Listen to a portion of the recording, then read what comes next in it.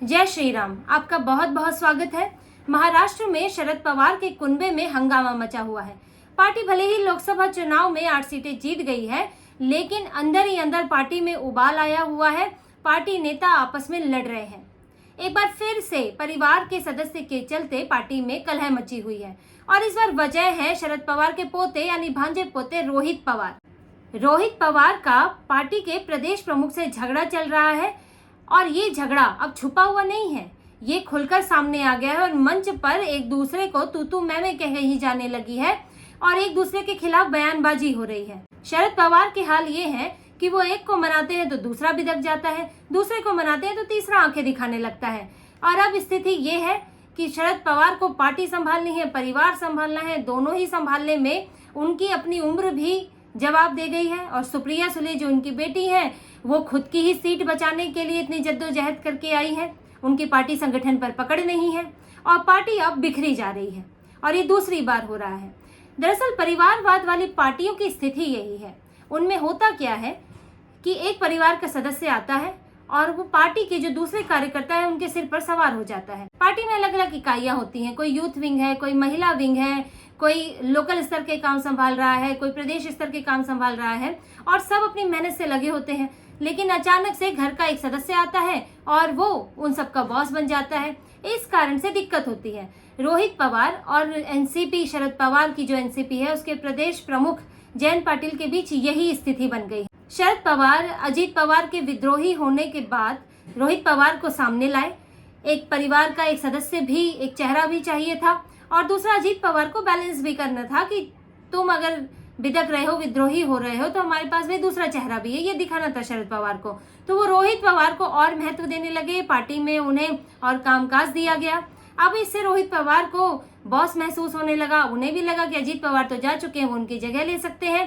तो रोहित पवार पार्टी में youth wing की अध्यक्षता चाहते थे, लेकिन जो प्रदेश प्रमुख जयंत पाटिल है वो ऐसा नहीं चाहते थे। लेकिन ये बात रोहित पवार को पसंद नहीं आई और पार्टी में करीब 6-7 महीनों से झगड़ा चल रहा है, अंदर ही अंदर सुलग रही है। लेकिन लोकसभा चुनाव के कारण जो है सभी दबे रहते हैं। चुनाव के समय पे कोई ज्यादा बोलता नहीं क्योंकि इससे ओवरऑल नुकसान हो जाता है और फिर उसकी भरपाई भी नहीं होती। लेकिन अब तो चुनाव हो चुका और अभी अगला चुनाव आने में कुछ महीने बाकी हैं, तो ये चीजें भर कर आने लगी। हालांकि अभी भी नुकसान कर सकता है, चुनाव तो आने ही वाला है, लेकिन झगड़ा इतना है कि वो नहीं छुपाया जा रहा है।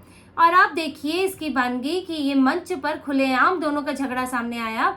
जब पार्टी का 25वां स्थापना दिवस था तो रोहित पवार ने मंच से साफ साफ कहा कि कुछ लोग जो है वो एनसीपी की जीत का क्रेडिट लेना चाहते हैं। उन्हें लगता है कि एनसीपी सिर्फ उन्हीं की वजह से जीती है, लेकिन उन्हें कार्यकर्ताओं को नहीं भूलना चाहिए। अब जब ये कहा गया तो जयंत पाटिल कहाँ चुप रहने वाले थे, वो भी मंच पर आए और उन्होंने कहा कि कुछ लोग हैं जो मेरे प्रदेश प्रमुख से हटने का इंतजार कर रहे हैं। मैं तो बस 4 महीने ही प्रदेश प्रमुख हूँ, लेकिन सार्वजनिक तौर पर कुछ ना कहें, मुझसे शिकायत है तो शरद पवार से कह दे। उन्होंने सीधे शरद पवार का हवाला दे दिया। शरद पवार पर भी इससे दबाव बन गया कि अब वो अपने पोते की तरफ जाएं, कि अपने प्रदेश प्रमुख की तरफ जाएं, क्योंकि पार्टी तो पहले ही टूटी हुई है। कुछ और बिदक गए, कुछ और चले गए तो पार्टी तो खाली ही हो जाएगी। शरद पवार के लिए तो मुश्किल खड़ी हो गई है। लेकिन आप देखिए कि एक पार्टी जो अभी कुछ महीने पहले जिसे अजीत पवार जैसा नेता गया और तब बात हुई कि पार्टी नहीं एकजुट है, शरद पवार के नेतृत्व में एकजुट है, अभी कुछ अच्छा प्रदर्शन भी किया, फिर भी पार्टी में टूट फूट खत्म नहीं हो रही है। और इसे ये मत समझिए कि ये कुछ कार्यकर्ताओं की झगड़ा है, कुछ छोटे नेताओं का झगड़ा है। आप देखिए इसमें 2 बड़े लोग शामिल हैं, एक शरद पवार के पोते हैं और एक पार्टी के प्रदेश प्रमुख हैं। ये छोटी मोटी बात नहीं है, क्योंकि शरद पवार को दोनों में से किसी एक को चुनना बड़ा मुश्किल होगा। और ऐसा नहीं है कि जयंत पाटिल अपने पद से हट जाएंगे तो कल को वो कमजोर हो जाएंगे। हो सकता है कि अगर शरद पवार अपने बेटे का साथ देते तो जयंत पाटिल ही अलग होकर दूसरी वाली अजीत पवार के साथ चले जाए। अजीत पवार भी अभी संपर्क में होंगे क्योंकि वो भी एक सीट जीत पाए हैं और उनको भी झटका लगा है, तो वो भी चाहते हैं कि वो मजबूत बनकर उभरे अगले विधानसभा चुनाव में। ऐसे में विधानसभा चुनाव के लिए जो इस साल होने वाले हैं, शरद पवार को अपनी टूटी फूटी पार्टी को भी बचाना मुश्किल हो गया है। अब परिवारवाद के चलते ही एक और पार्टी नुकसान झेल रही है, जो है उद्धव ठाकरे की पार्टी। अभी तो उद्धव ठाकरे को जो भी खुशी, जीत की खुशी में झूम रहे हैं, हालांकि उनकी जीत नहीं हुई है, वो सिर्फ 9 सीटों पर ही उछल रहे हैं। जबकि पिछली बार उनकी 18 सीटें आई थी और इस बार एकनाथ शिंदे की जो पार्टी है, जो शिवसेना है, वो 7 सीटें लाई है और उसका स्ट्राइक रेट, जबकि वो कम सीटों पर लड़ी थी और वो ज़्यादा सीटें लाई है, उसका स्ट्राइक रेट ज़्यादा अच्छा रहा है। फिर भी उद्धव ठाकरे अपनी ही खुशी में झूम रहे हैं और पीछे से उनके सांसद जो है वो एकनाथ शिंदे के संपर्क में है। शिंदे गुट के थाने से सांसद नरेश महेस्के ने एक बड़ी बात कर दी है।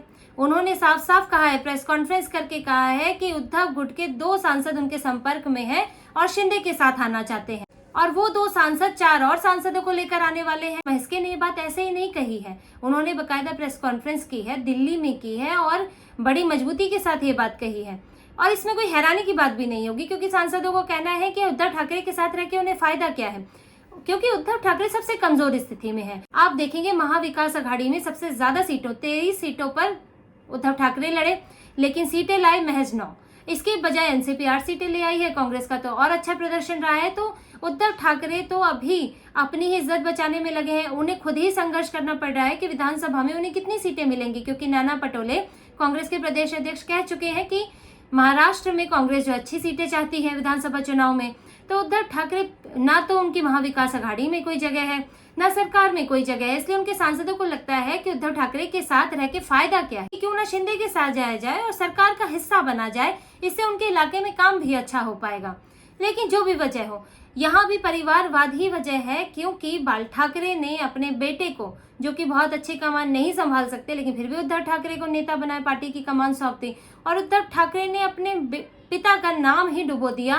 जहां बाल ठाकरे हिंदुत्व की बात करते थे, वहां उद्धव ठाकरे के लिए मुसलमान वोट मांग रहे हैं। उद्धव ठाकरे तुष्टीकरण करने लगे हैं। तो पार्टी जो है सिर से पांव तक पलट गई है और इसका असर, इस उल्टन पलटन का असर ये दिख रहा है कि पार्टी के जो नेता है वो उद्धव ठाकरे के साथ रहना नहीं चाहते, क्योंकि वो लोग तो अपनी राजनीति देखेंगे। वो हिंदुत्व की विचारधारा के साथ लड़ते हुए आए थे, उनका वोट बैंक वैसा ही है और उद्धव ठाकरे ने पूरा वोट बैंक बदल डाला है और दूसरा वोट भी उसको नहीं पड़ने वाला है जब तक कांग्रेस और एनसीपी उसके साथ है।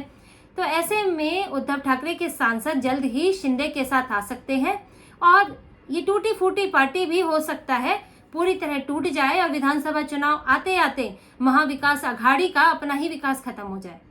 तो इसी तरह की खबरें और विश्लेषण हम आपके लिए लाते रहेंगे। हमसे जुड़े रहिए, प्लीज सब्सक्राइब कीजिए, फीडबैक दीजिए, कमेंट लिखिए। धन्यवाद। जय श्री राम।